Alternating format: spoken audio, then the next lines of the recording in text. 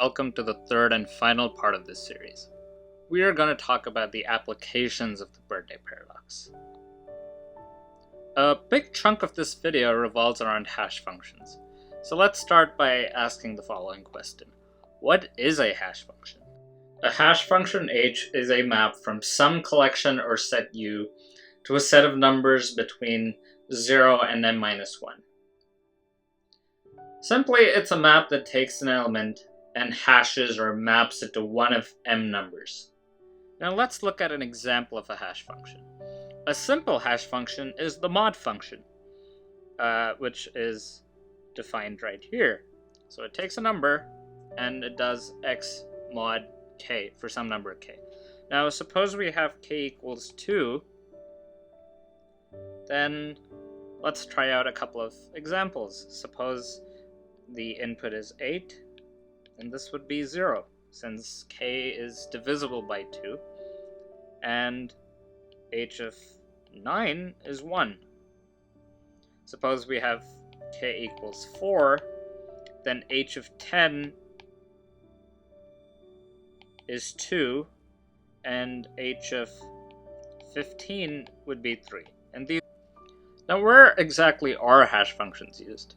To the best of my knowledge, they're mostly used in the following two areas. They're used extensively in hash tables, one of the more popular data structures. They're also used a lot in cryptography. We're now going to turn our focus to hash functions used in cryptography. They're also called cryptographic hash functions. Now, a hash function needs to satisfy certain properties to be called a cryptographic hash function. One of those properties is called collision resistance.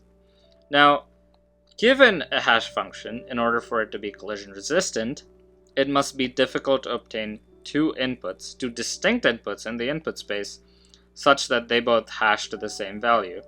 Or in other words, it must be difficult to find x and y in the input space, such that h of x equals h of y.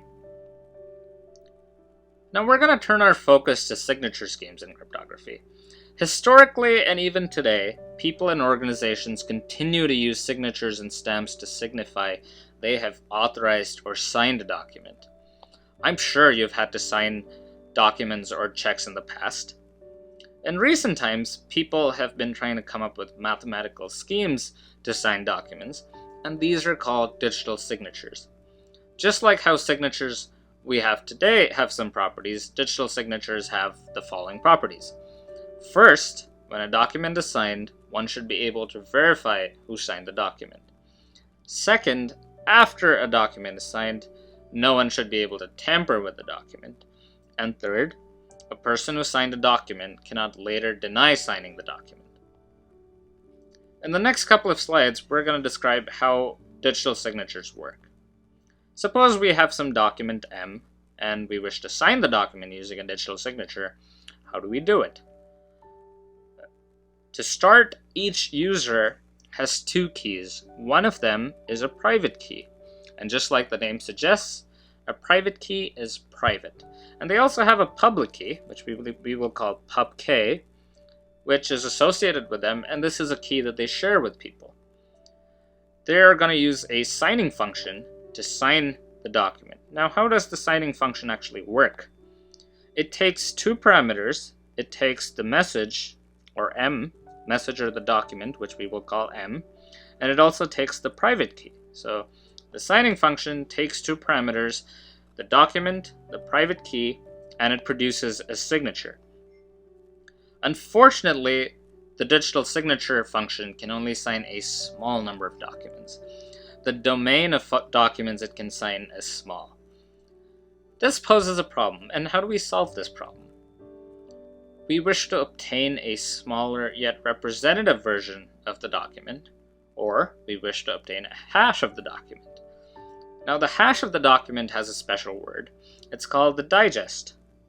And the digest is usually obtained by using a hash function h on the document M to obtain h of m, which is the digest. Now, in order to sign the document, one first needs to have a private key. And after that, they find the digest by applying the hash function on the document. And third, they take the digest and the private key to obtain a signature.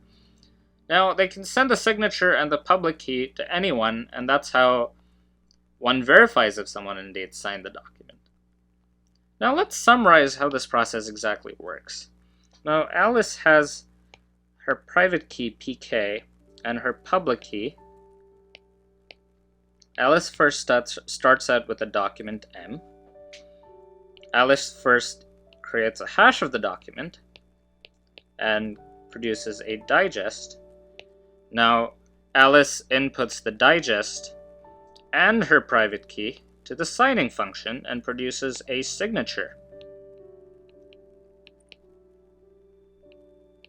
This is the signature that Alice obtains. Now, Alice wishes to convince someone, let's say Bob, that she did indeed sign the message.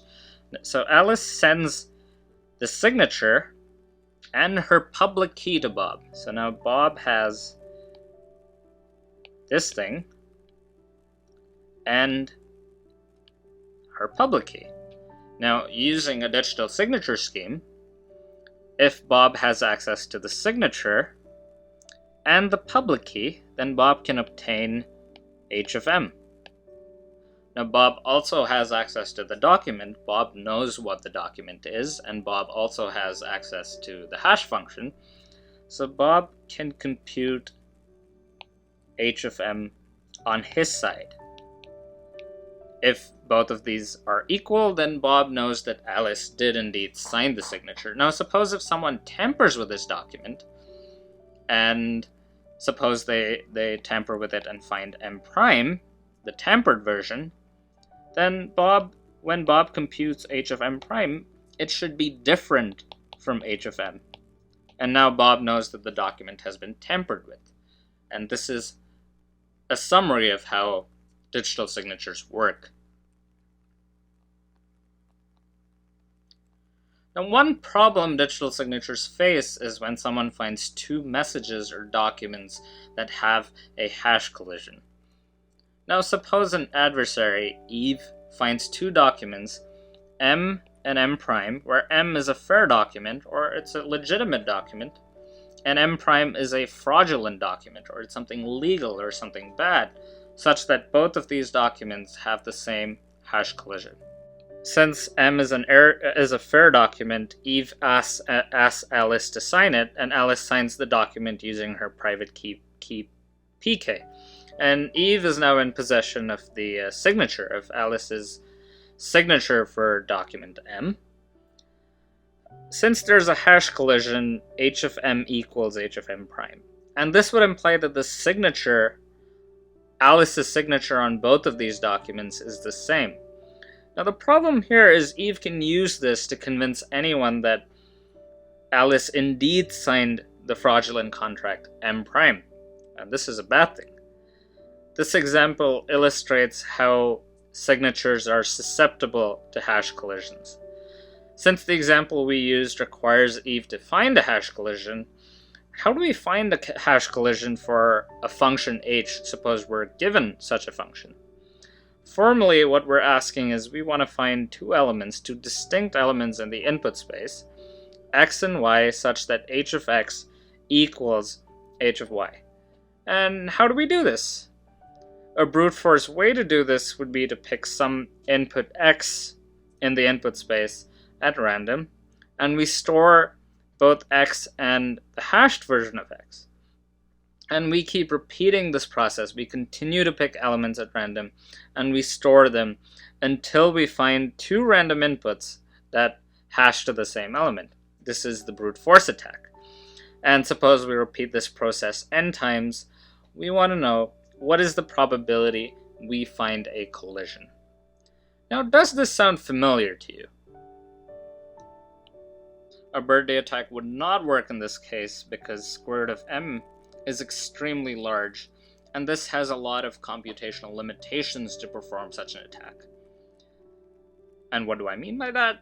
I mean it requires a lot of computational space and a lot of computational time, which makes it almost impossible.